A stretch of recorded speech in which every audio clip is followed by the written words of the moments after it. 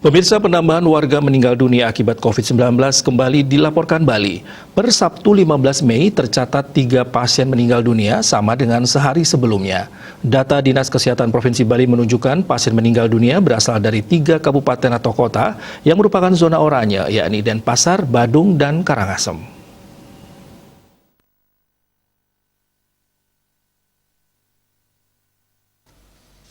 Pasien pertama merupakan pria berusia 68 tahun. Warga Denpasar ini masuk ke RSUP Sanglah pada 30 April dan terkonfirmasi sehari setelahnya.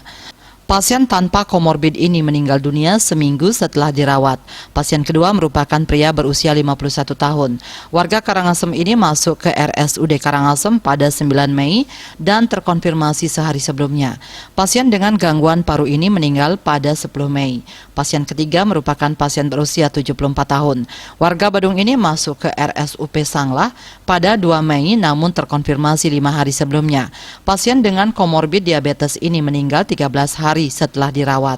Total kasus kematian akibat COVID-19 di Bali mencapai 1.439 orang. Rinciannya 1.434 WNI dan 5 WNA. 5 besar penyumbang pasien meninggal terbanyak adalah Denpasar 336 orang, Badung 242 orang, Tabanan 181 orang, Buleleng 159 orang, dan Gianyar 133 orang. Posisi ke-6 hingga 9 adalah Karangasem 106 orang, Bangli 101 orang, Jembrane 78 orang, dan Klungkung 73 orang.